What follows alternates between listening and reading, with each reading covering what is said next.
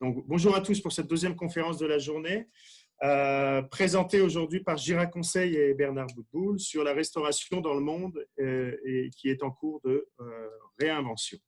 La restauration est en mutation profonde et cette mutation entamée il y a 10 ans s'accélère et se transforme en révolution. Cette révolution se traduit par plusieurs paramètres simultanés, des consommateurs qui ont radicalement changé leur comportement alimentaire hors domicile en étant aux antipodes de leur consommation alimentaire intra-domicile. Des nouvelles générations de restaurateurs qui modifient les codes de restauration et par voie de conséquence modifient le modèle économique du restaurant. Mais aussi des consommateurs plus inquiets sur ce qu'on met dans leurs assiettes, très intéressés par la personnalisation, plus déstructurés dans leurs repas et plus fragmentés dans leur prise alimentaire. Bernard, avec nous aujourd'hui, de France, va tenter de vous expliquer tous ces changements. Juste pour présenter Bernard Boutboul est le directeur général de Gira Conseil et il a une vie extraordinaire. Véritable autodidacte, il a commencé sa carrière dans la restauration, un plateau de serveur à la main. Durant 11 ans, le fondateur de Gira a accumulé les expériences et les petits boulots, comme on dit, qui le mèneront finalement à sa vocation, le conseil aux entreprises du secteur de la consommation alimentaire hors domicile. En effet, il a chaussé plusieurs casquettes, livreur, serveur, chef de rang, maître d'hôtel, manager. Bernard a pu étudier de près le comportement et les attentes des consommateurs. C'est alors que l'envie d'apporter son expertise et sa connaissance dans ce domaine s'est imposée à lui. Et en 89, Bernard a créé Gira Conseil, un cabinet de conseil ou d'accompagnement, comme il a le plaisir à le dire, spécialisé dans le marketing et la stratégie de développement dans le domaine de la restauration. Bernard est très impliqué avec le réseau social depuis des années et a même été le présentateur de notre salon d'une des conférences en 2014 et aussi présentateur d'une grande conférence de l'Association des restaurateurs du Québec à plusieurs reprises. Bernard, c'est à toi, je te laisse la parole. Merci Xavier, bonjour à tous, bonjour à toutes. Comme Xavier vient de le dire, effectivement, nous sommes dans ce qu'on appelle une mutation profonde de la restauration dans le monde. Ce n'est pas propre au Canada ni propre à l'Europe, c'est une mutation profonde. Alors, il faut qu'on soit concret parce que quand on dit une mutation profonde, ça veut dire qu'on est dans une révolution et que tout est en train de changer et que pratiquement plus rien ne sera plus comme avant. Mais il faut qu'on soit clair et très concret dans ce que cela signifie. Je m'explique. D'un côté, vous avez l'offre avec les acteurs de la restauration qui sont en train de bouleverser le marché, de bouleverser la façon de faire de la restauration. Et de l'autre côté, vous avez la demande avec un consommateur, Xavier l'a dit, qui a radicalement changé ses comportements alimentaires, non pas depuis la crise sanitaire qu'on vit, mais depuis déjà de nombreuses années. Il l'a fait doucement, mais progressivement. Alors, le consommateur, il a changé radicalement son comportement alimentaire, mais ce qui est très étonnant, c'est qu'il fait de plus en plus différemment entre à la maison et hors domicile. En hors domicile, il y a un maître mot. Quand il sort, hors domicile, c'est le plaisir. Et le plaisir, c'est le goût. Et ça, c'est très, très important parce qu'on s'est aperçu qu'en intra-domicile, il fait un peu plus attention. Il est beaucoup plus healthy, il est beaucoup plus, par exemple, sans gluten, il est beaucoup moins consommateur de viande, etc. Mais quand il est en hors domicile, il se fait plaisir. Bon, ça, c'est le consommateur, mais on va y revenir parce que ces changements vont beaucoup plus loin que ce que je viens de dire là. Mais il y a aussi autre chose, c'est ce que je vous disais, c'est l'offre qui est en train de changer. Pourquoi l'offre est en train de changer? Parce que le modèle économique du restaurant ne fonctionne plus comme il fonctionnait avant. Je m'explique, on fait de plus en plus de chiffre d'affaires et on gagne de moins en moins d'argent. Donc il y a un truc, quelque chose qui s'est déréglé dans ce qu'on appelle en Europe le compte de résultat, je ne sais pas comment vous l'appelez au Canada, le compte d'exploitation, qui s'est déréglé. Pourquoi ça s'est déréglé? Pour plusieurs raisons. Je vais vous en citer quelques-unes. La première, c'est que l'augmentation des matières premières pour faire de la restauration, pour cuisiner, a sérieusement augmenté ces dernières années. Et nous sommes arrivés à un point où on ne peut plus répercuter ce coût sur les prix de vente. Donc, on vend de plus en plus et on a une marge qui régresse. Au niveau des frais de personnel, c'est exactement la même chose. Les charges sociales augmentent de plus en plus et il y a un moment où on ne peut plus répercuter le salaire qu'on devrait donner à nos équipiers, à nos cuisiniers, etc., sur le prix de vente du consommateur. Bref, ça veut dire que les charges augmentent et on ne peut pas augmenter les prix de vente pour faire de la marge. Ok, alors une fois qu'on a dit ça, on n'a rien dit parce qu'il se passe encore d'autres phénomènes. On a une nouvelle génération d'entrepreneurs qui arrivent partout sur la planète. J'aurais même tendance à dire que ça a commencé peut-être en Europe. Alors, il y en a qui disent que c'est plutôt aux États-Unis ou au Canada. Ce sont des, comment je pourrais dire, des entrepreneurs qui sortent des grandes écoles de commerce et qui décident de se lancer dans la restauration. Alors, ils n'y connaissent strictement rien, ils n'ont pas de CAP de cuisine, ils n'ont pas d'études culinaires. Ils sont des passionnés de produits et ils se lancent dans la restauration. Et ces gens-là disent, par exemple, est-ce que la théorie qui consiste à dire emplacement, emplacement, emplacement est toujours une bonne théorie?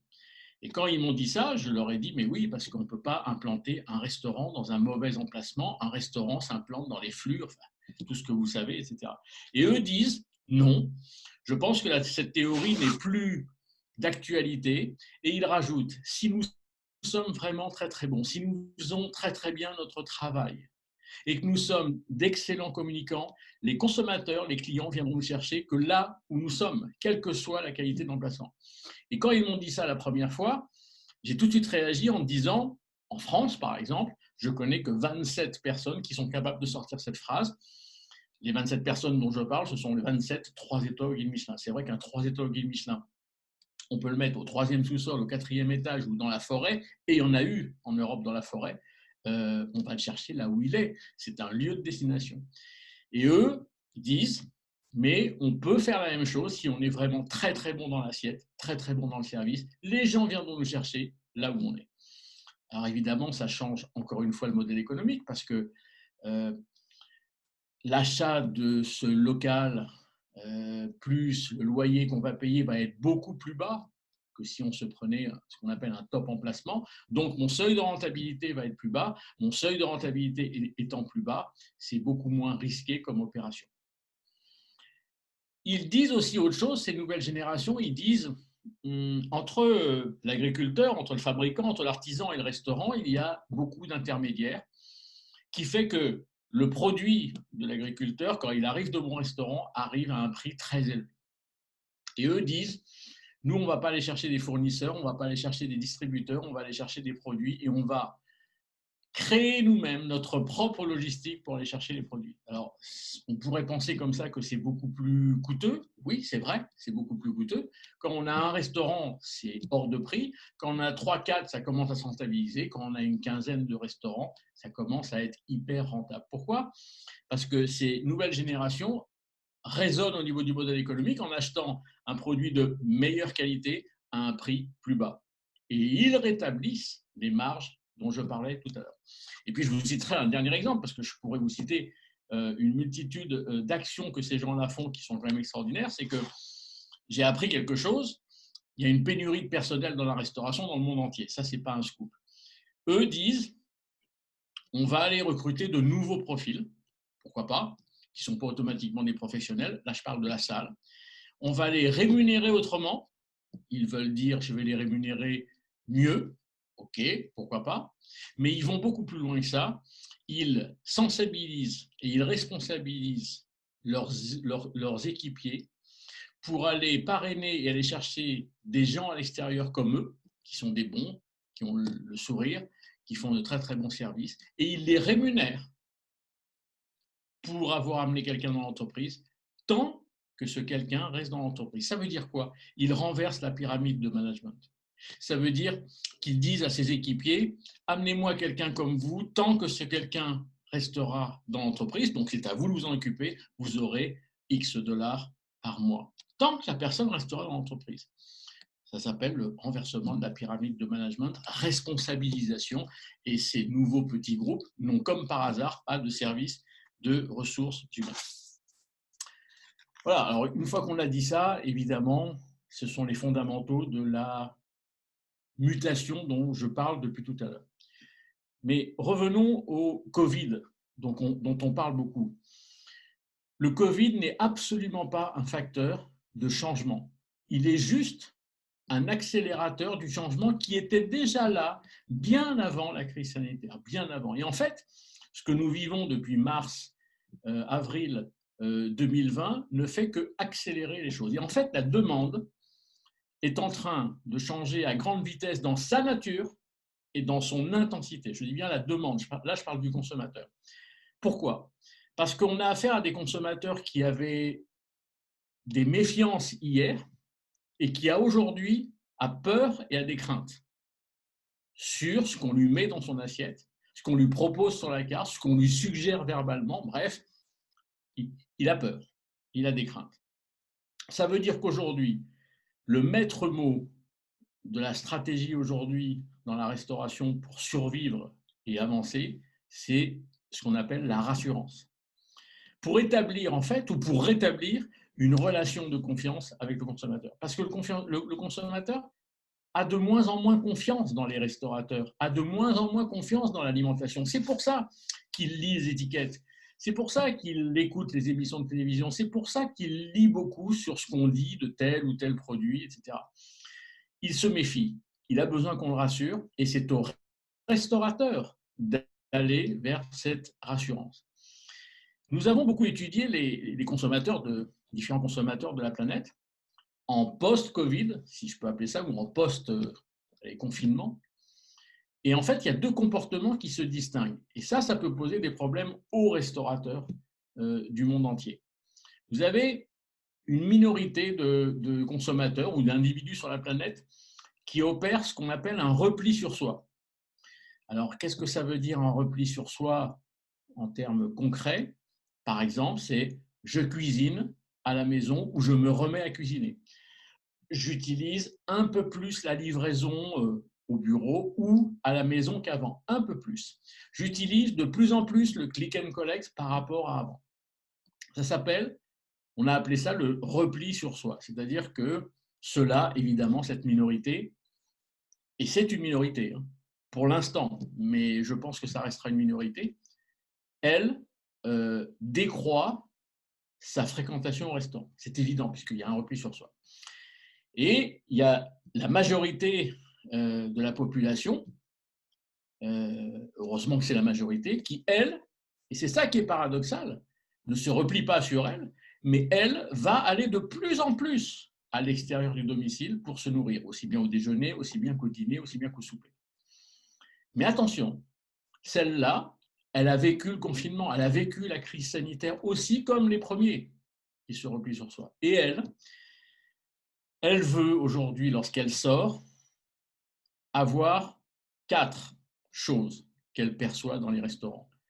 Un véritable plaisir pendant l'intégralité du séjour qu'il va passer à l'intérieur du restaurant. Et quand je dis plaisir, c'est plaisir du contact, plaisir du lieu, plaisir évidemment dans l'assiette, bref, plaisir à tous les niveaux dans le moment qu'on passe dans le restaurant. Deuxième maître mot, la convivialité. La restauration est un moment ou un lieu, comme vous voulez, de convivialité. 3, de partage. Et le partage aujourd'hui est en train de monter très très fort au restaurant. Ça se traduit par quoi? Et vous le savez, c'est que jusqu'à présent, on avait une gamme d'entrée, une gamme de plats, une gamme de desserts. Maintenant, on a une gamme d'entrée, de plats, de desserts et une gamme qui s'appelle à partager, ou pas d'ailleurs, parce qu'à la limite, on peut se prendre des choses seules ou à partager. Mais ce qu'il y a d'intéressant, c'est que dans les gammes à partager, il y a aussi bien des entrées, des plats, que des desserts, donc aussi bien du sucré que du salé. Et le partage devient aujourd'hui, comment je pourrais dire, l'élément central de la convivialité le soir et le week-end, beaucoup plus que le midi dans le cadre actif. Et puis le quatrième maître mot, qui est probablement le plus important des 4, c'est qu'aujourd'hui, on a affaire à des consommateurs qui veulent vivre une réelle expérience à l'intérieur du restaurant. Mais attention, une réelle expérience, ce n'est pas un spectacle visuel, ce n'est pas de la musique, etc. Je vis une expérience avec la cuisine, dont je suis très très près parce que je mange avec des cuisines ouvertes en face de moi. L'expérience, elle peut se faire avec le produit parce que je vais chez un spécialiste qui va avoir tout un cérémonial autour de son produit. Je pense à des steakhouse qui nous font vivre une expérience extraordinaire avec la viande maturée de très très haut niveau, etc. L'expérience, je peux la vivre avec les équipes de salle, les serveurs, les serveuses, où il se passe quelque chose. Moi je reproche toujours aux restaurateurs que depuis 15 ans, depuis 20 ans, on est devenus des preneurs de commandes et des porteurs d'assiettes. Il ne faut pas qu'on s'enfonce là-dedans, parce que le consommateur aujourd'hui, il ne veut pas ça. Il veut qu'il se passe quelque chose dans une salle de restaurant. Alors, est-ce qu'il faut revenir aux découpes? Est-ce qu'il faut revenir aux crêpes qu'on fait devant le client? Est-ce qu'il faut revenir aux chariots de dessert sur 3 étages? Bien sûr que non, parce qu'on n'a pas le temps. On est sur une phase d'anti-gaspi, je parle de chariots de dessert. On n'a pas la place, donc il ne faut pas faire ça. Par contre, refaisons ou faisons des finitions à table. Mettons une sauce devant le client, devant son assiette, dans son assiette. Découpons très rapidement quelque chose, préparons un poisson, je parle d'une sole ou autre chose, des choses simples qui se font rapidement sous ses yeux. Et c'est ça aujourd'hui que le consommateur attend, parce que c'est ça qu'on appelle aussi de l'expérience avec le restaurant. Alors, quels sont, si on synthétise, les grands accélérateurs du changement et les grandes tendances? Je terminerai ce webinaire par les grandes tendances culinaires qu'on a vues émerger dans le monde. Vous allez voir, elles sont au nombre de 10. Les grands accélérateurs du changement. Alors, côté consommateur, je vais me répéter, mais c'est important, plus de plaisir dans le moment qu'il passe au restaurant. Plus de plaisir. 2, plus de goût. Et plus de goût dans l'assiette. Au niveau des entrées, des plats et des desserts, ça veut dire quoi? Ça veut dire que les cartes de restaurant doivent se resaisonnaliser. On doit utiliser de plus en plus les produits de saison, parce que d'abord, les produits de saison, ce sont des produits qui ont plus de goût qu'un produit qui n'est pas de saison. Ça me paraît évident, mais le consommateur l'a compris. Et aujourd'hui, il ne souhaite pas avoir des produits qui sont désaisonnalisés. Et puis le troisième axe au niveau du consommateur, c'est qu'en plus du plaisir, en plus du goût, il veut du healthy. Alors ça pose des problèmes, parce que certains grands chefs de cuisine, certains grands pâtissiers me disent: comment est-il possible de donner du goût et du plaisir si tu veux qu'on soit healthy? Healthy, c'est, vous le savez mieux que tout le monde, ça fait du bien à ma santé. Le goût, c'est quoi? C'est le sucré, le salé et le gras. Les chefs le disent, les pâtissiers le disent, je ne peux pas faire une pâtisserie sans sucre, sans beurre. Alors maintenant, on peut remplacer le beurre, on peut remplacer le sucre, mais le goût recherché par le consommateur, c'est que ça soit sucré. Et le plaisir, c'est ça. Donc, comment on fait pour faire du healthy gourmand? Et c'est ça le grand paradoxe qu'on est en train de vivre aujourd'hui. Nous sommes un peuple sur cette planète qui est gourmand. La gourmandise doit être healthy.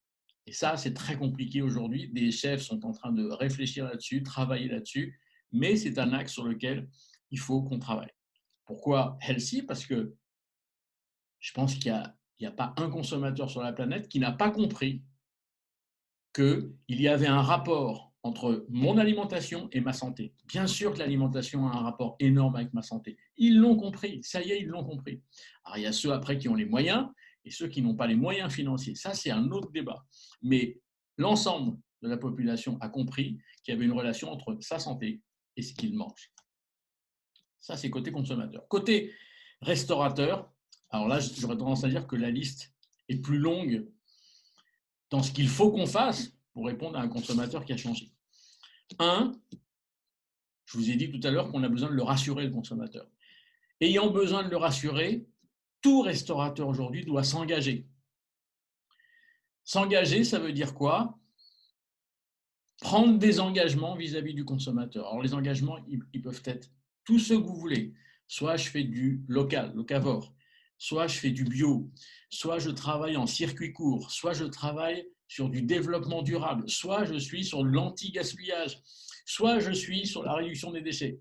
Faites ce que vous voulez, vous pouvez faire tout ça, pas en même temps, ça fait un peu trop, mais l'essentiel, c'est de s'engager sur quelque chose. Aujourd'hui, le consommateur recherche des restaurateurs qui s'engagent, qui prennent position et qui s'engagent, je le répète. 2, chez les restaurateurs plus saisonnalisés. plus saisonnalisé, je ne vais pas revenir dessus, c'est par rapport au goût. Mais à partir du moment où on est saisonnalisé sur les cartes, ça, troisième conséquence, c'est qu'il faut aujourd'hui réduire très très fortement les cartes de restaurant. Et si on réduit, si on a des cartes plus courtes, il faut augmenter la rotation. Je vais vous donner un exemple qui m'a fait beaucoup rire.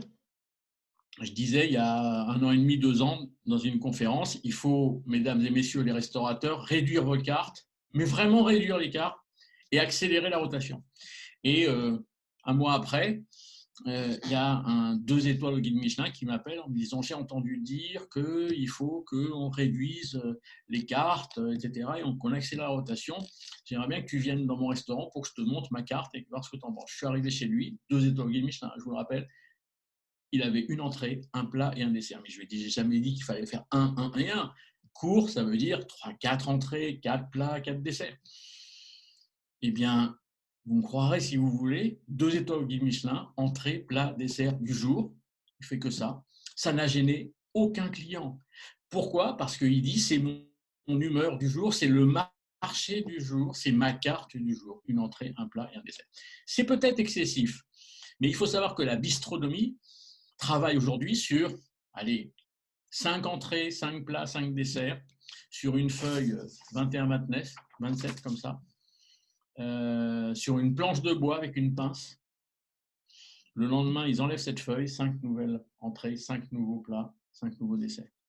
C'est ce que j'appelle de la rotation journalière. C'est un peu too much, évidemment. Mais entre la rotation journalière qui est un peu excessive et la rotation 2 fois par an, carte d'été, carte d'hiver, il y a un juste milieu quelque part qu'il faut en tout cas respecter pour le consommateur. Plus court, plus en rotation, plus digitalisé. Alors la digitalisation, c'est entre guillemets un problème dans la restauration, je vous explique, parce que vous avez la restauration rapide, le fast-food d'un côté, et puis vous avez la restauration avec service à table, service complet qu'on appelle aux États-Unis, de l'autre. La restauration rapide se doit d'être complètement digitalisée, avec les bornes, avec les précommandes, avec les paiements, etc. Il n'y a aucun problème. Mais le service à table, je me pose encore la question, qu'est-ce qu'on peut digitaliser dans le service à table? Qui est un métier, je le répète, de service. Ce qu'on peut digitaliser, bien entendu, c'est le paiement. Bien sûr qu'il faut le digitaliser. Ce qu'on peut digitaliser, c'est le click and collect, si je fais du click and collect à partir d'un établissement avec service à table. On peut digitaliser la livraison. Mais comment digitaliser la commande? Il y a aujourd'hui des startups digitales qui proposent aux restaurateurs de commander ce que je vais consommer dans un restaurant avec service à table quand je suis encore chez moi ou quand je suis encore au bureau. Non. Le consommateur, dans la restauration avec service à table, se décide au dernier moment. C'est de la consommation spontanée. C'est quand je vois que j'achète, c'est quand on m'explique que j'achète, c'est quand on me suggère que j'achète. Et la restauration avec service à table a ce phénomène que la restauration rapide n'a pas. Donc la digitalisation dans le service à table, attention, soyons plutôt modérés de ce côté-là. Autre révolution côté restaurateur, c'est que on voit aujourd'hui un développement des modes de distribution. Je m'explique. Il fut une époque où il y avait, je le répète, la restauration rapide et puis le service à table et puis point. Et puis, ces deux grands univers se sont rapprochés de plus en plus, à tel point que la restauration rapide fait du service à table le soir, par exemple. Et de l'autre côté, vous avez le service à table qui s'est mis aussi à faire du click and collect et de la livraison, qui était plutôt dans le bloc de la restauration rapide. Mais ce n'est pas ça, les grands changements. Le véritable grand changement, c'est qu'on a vu apparaître, c'est à peu près la période de la crise sanitaire, donc c'est vraiment du 2020, début 2020.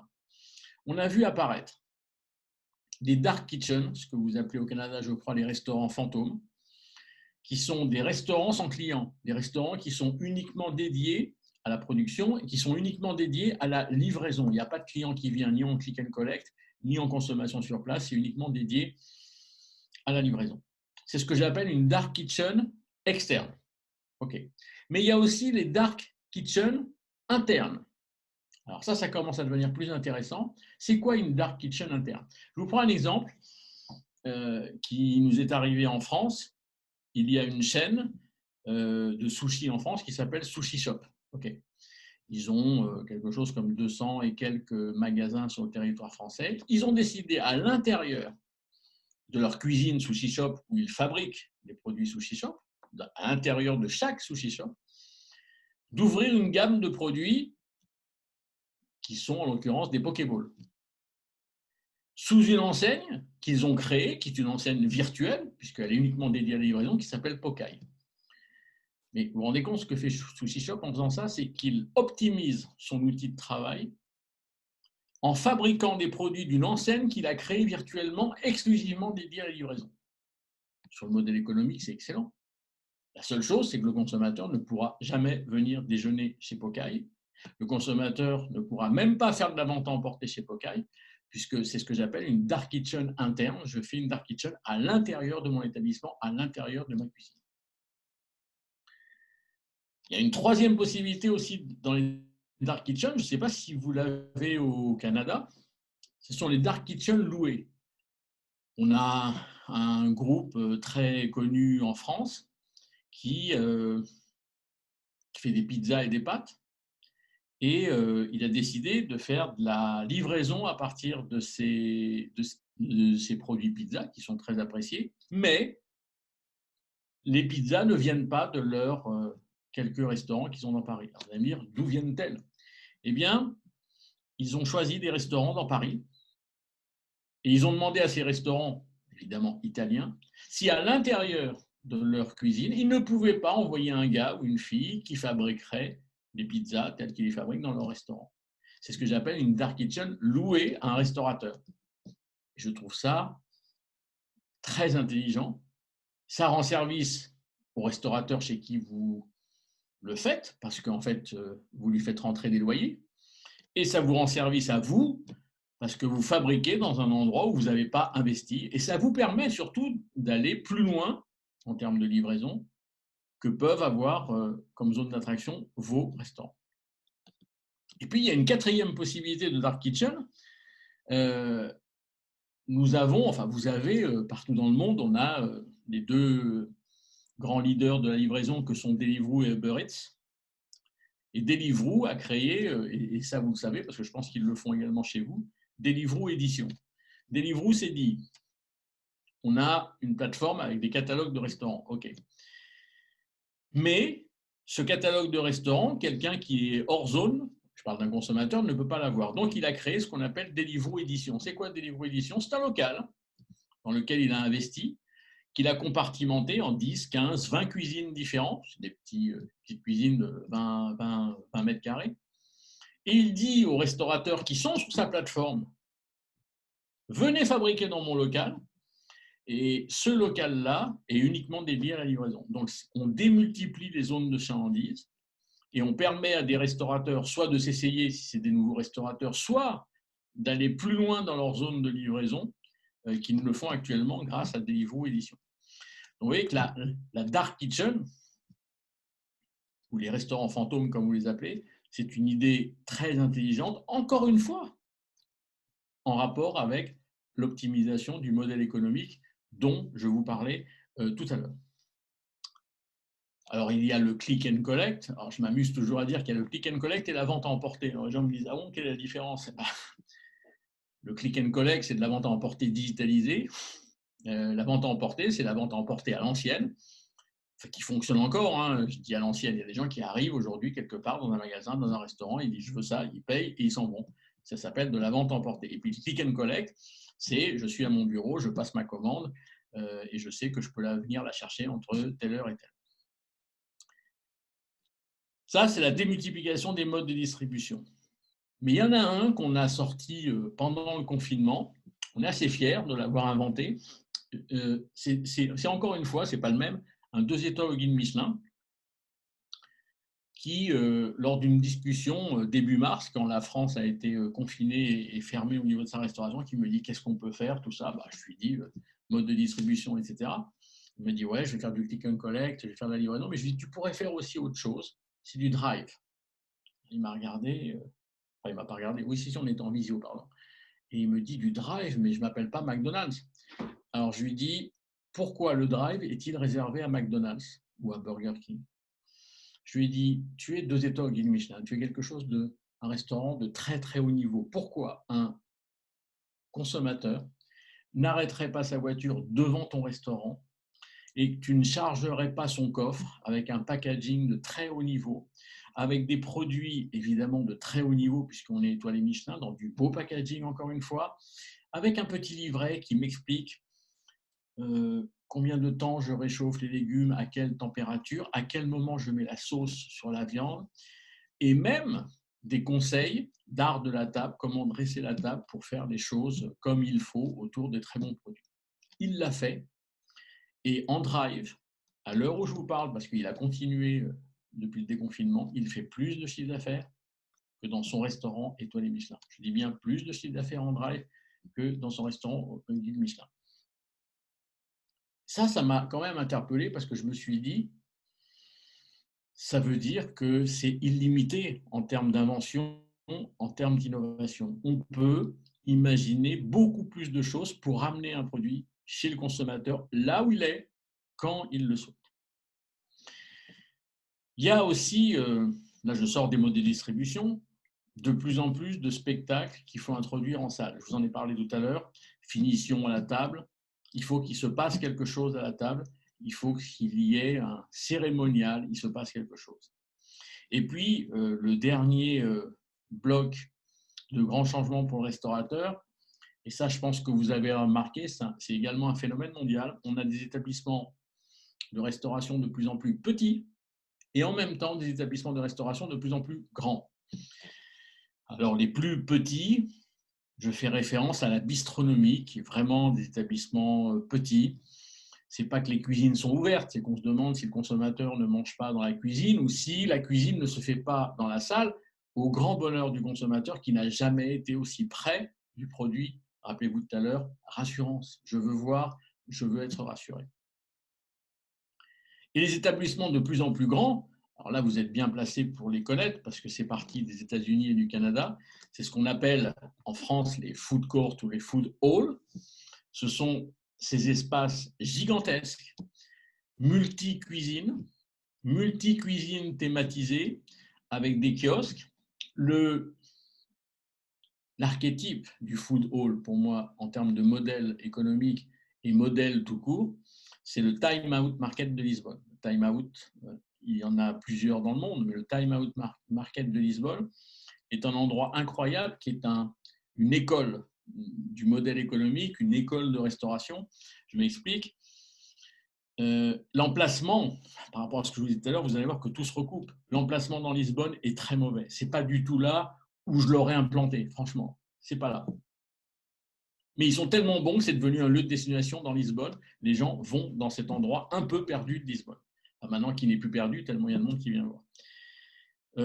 26 kiosques, mais ce n'est pas des chaînes de restaurants, ce ne sont pas des réseaux, ce sont des éleveurs, des agriculteurs, des artisans, des pâtissiers. Bref, c'est du très haut niveau au niveau de la qualité. Qu'est-ce qu'on peut y faire? On peut manger sur place. On peut faire ses courses et rentrer à la maison. On peut faire du click and collect et de la vente à emporter à ramener au bureau. On peut prendre des cours de cuisine. Et il se passe toujours quelque chose au niveau des produits. Chaque kiosque fait une animation autour de son produit phare. Alors, il y a l'éleveur qui est là avec sa viande, il a sa viande maturée, et il nous explique qu'il a reçu une série de bêtes de très très haute qualité, etc., etc. Il se passe toujours quelque chose dans le Time Out Market de Lisbonne qui fait que c'est devenu un véritable lieu de destination dans Lisbonne, qui en fait un lieu où je viens et je verrai après ce que je fais. Si je fais mes cours, je pars. Si je consomme sur place, si je bois des coups, parce qu'il y a de l'afterwork qui se passe aussi au Time Market de Lisbonne. Alors, des food halls et des food courts, vous êtes bien placé pour le savoir, il y en a au Canada, il y en a aux États-Unis, il y en a maintenant en Europe, il y en a en Asie. Ce sont des établissements gigantesques qui, par contre, d'un point de vue modèle économique, n'ont pas d'autre échappatoire que de faire de très, très grands volumes pour se rentabiliser. Voilà pour le restaurateur. Et je terminerai, et après je vous passerai la parole si vous avez des questions, sur les 10 grandes tendances, comment je pourrais dire, culinaires dans le monde que nous avons repérées lors de la très grosse étude que nous réalisons pour le CIAL international tous les 2 ans. Dans le désordre, parce qu'il n'y a pas une cuisine meilleure que les autres, mais ce sont des grands mouvements mondiaux. Il y a 10 cuisines que nous avons repérées qui sont en train de monter et se développer. La première, et je le répète, elles ne sont pas dans un ordre croissant ou décroissant. C'est ce qu'on appelle une bistronomie décontractée et décodifiée.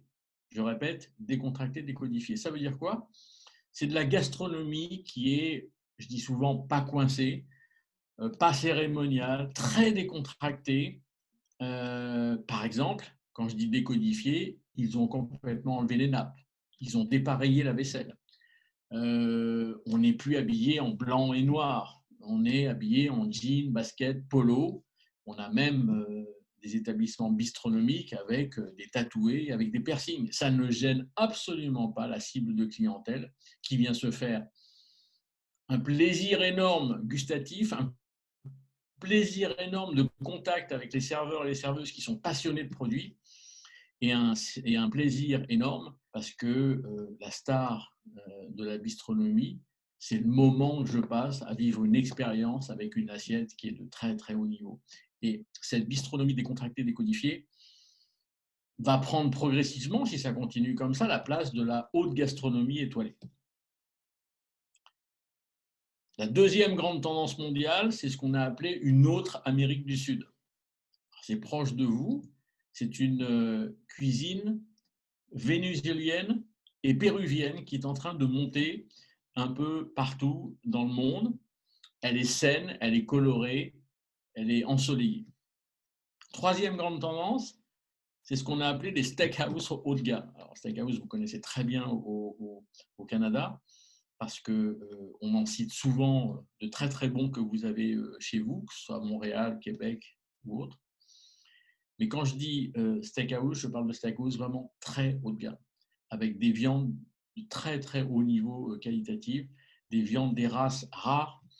Bref, c'est ce que j'appelle steakhouse haut de gamme. Et ça, il y a une prolifération, un développement très important de steakhouse haut de gamme sur la planète. La quatrième tendance, et on en a un peu parlé, c'est une tendance paradoxale, c'est le healthy gourmand. Je ne vais pas revenir dessus, on en a parlé. Le healthy gourmand a de beaux jours devant eux dans le monde entier, parce que ce qui est rejeté, c'est le healthy triste. J'appelle le healthy triste, c'est le healthy punition. Les gens ne veulent pas, en sortant hors domicile, avoir l'impression qu'ils se font punir dans ce qu'ils mangent. Ils veulent prendre du plaisir, donc il faut que ça soit gourmand. Et c'est le paradoxe que je vous expliquais tout à l'heure, le healthy gourmand. La cinquième grande tendance, alors celle-là elle est très particulière parce qu'elle se développe très fort en Europe. Ça y est, aux États-Unis c'est parti aussi, puis à l'est de la planète également. C'est ce qu'on appelle le grand pourtour méditerranéen, la cuisine méditerranéenne, la cuisine du pourtour méditerranéen, à laquelle j'ajouterais la cuisine lévantine. Alors, je ne sais pas si vous connaissez la cuisine lévantine. La cuisine lévantine, c'est la cuisine du Levant, ok, mais ce sont des pays qui vont de la Géorgie à l'Azerbaïdjan, en revenant par l'Égypte, la Turquie, le Liban, Israël, l'Irak, l'Iran, la Syrie. Donc vous voyez toute cette cuisine, d'ailleurs qui n'est pas obligatoirement autour de la Méditerranée. C'est une cuisine, encore une fois, comme l'Amérique du Sud d'ailleurs, mais avec des nuances quand même, plutôt saine, plutôt ensoleillée, plutôt de partage et très conviviale. Sixième grande tendance, il y en a 10 en tout, c'est ce qu'on appelle les concepts fusion métier de bouche. Alors, vous avez un peu cette tendance-là au Canada, parce que j'ai vu qu'il y avait une tendance growth rent chez vous. Ce qu'on appelle les concepts fusion en Europe, ce sont les métiers de bouche qui se mettent à faire de la restauration. Alors, ce qu'on appelle les métiers de bouche en France, je ne sais pas si chez vous on l'appelle pareil, c'est le boulanger, le charcutier, le boucher, le traiteur, le primeur avec ses fruits et légumes. Ces gens-là commencent de plus en plus à faire de la restauration. Alors, c'est pour ça qu'on voit des boucheries-restaurants ou des restaurants-boucheries, des poissonneries-restaurants, des traiteurs-restaurants, des fleuristes-restaurants. Alors ça n'a rien à voir avec les métiers de bouche, mais ça existe. Bref, c'est ce qu'on appelle des restaurants fusion où on juxtapose deux commerces ensemble. Alors évidemment, il serait souhaitable qu'il y ait cohérence parce qu'une boucherie-restaurant est évidemment un steakhouse, une poissonnerie-restaurant est évidemment un restaurant qui travaille les fruits de mer et les poissons, etc. Alors quand on fait fleuriste-restaurant, ça peut poser des problèmes. On a vu en France, sur les Champs-Élysées, un célèbre bijoutier qui a fait un salon de chocolat. Une chocolaterie. Alors, ça a posé des problèmes. D'ailleurs, il a fermé sa chocolaterie parce que les consommateurs ne comprenaient pas cette juxtaposition. Bref, les concepts fusion, les concepts de juxtaposition. Il y a aussi une autre tendance qu'on appelle l'Asie élargie. Alors, l'Asie, je ne parle pas de la cuisine chinoise et de la cuisine japonaise, hein, qui font déjà leur vie et qui fonctionnent très fort, c'est qu'il y a deux autres cuisines qui sont en train de se développer très fort dans le monde. C'est la cuisine coréenne et la cuisine thaï. Alors pourquoi ces deux cuisines se développent? Parce qu'elles ont la particularité d'être plus saines. Et tout à l'heure, je vous parlais de healthy, on est complètement dans ce cas-là avec la cuisine coréenne et la cuisine thaï.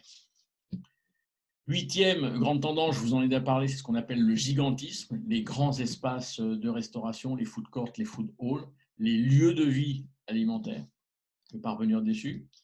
La neuvième grande tendance, alors celle-là, elle est très compliquée, c'est une tendance qui est issue de la demande des consommateurs qui souhaitent aujourd'hui, dans toutes les formes de restauration, intervenir sur son assiette, intervenir sur son sandwich, intervenir sur sa pizza. Ça veut dire quoi concrètement?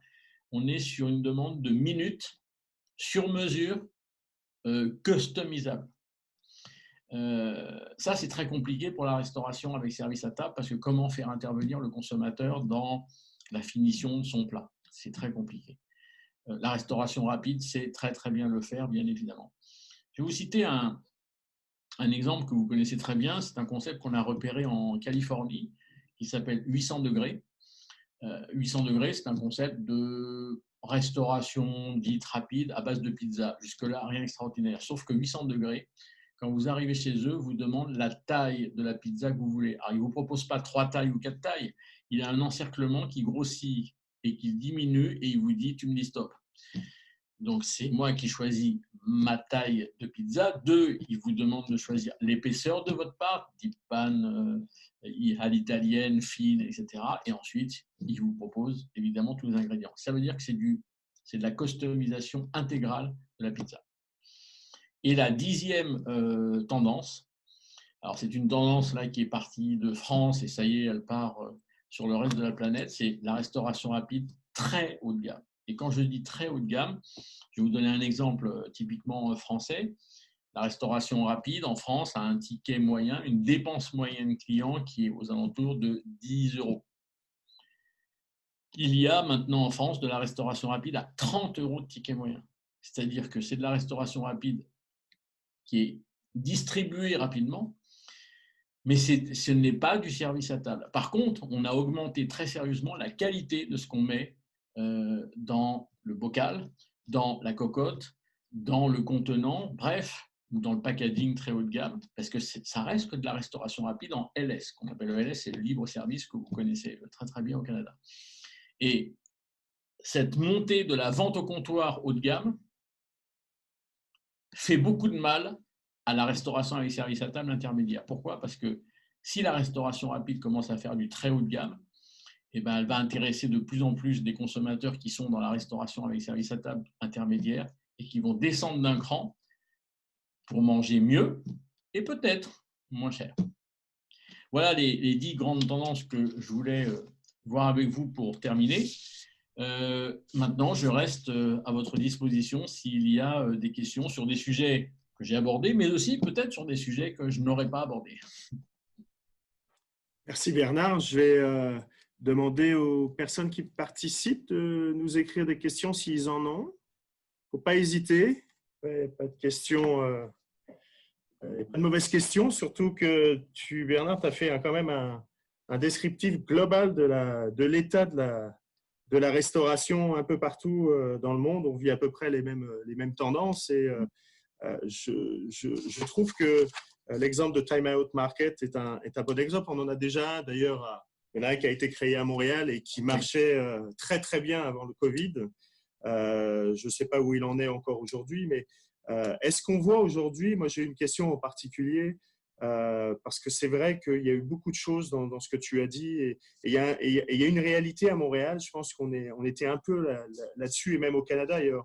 Quand tu parles de la bistronomie décontractée, décodifiée, etc., c'est vrai que depuis une dizaine d'années, on voit de plus en plus de chefs être dans leur cuisine avec un t-shirt et avec des tatouages partout. On en connaît un très très bien ici qui a été un partenaire du Cial, qui est Chuck Hughes, qui est justement un tatouage, une façon de faire les choses un peu décontractée. Les serveurs sont en jean et n'ont pas forcément tout le code évidemment vestimentaire qu'on a l'habitude dans la restauration. Est-ce que cette bistronomie, parce qu'on sait qu'aujourd'hui en Europe quand même il y a des marchés traditionnels qui sont quand même dans une approche très traditionnelle, la France, l'Italie, etc., de nappes blanches, d'habits, etc.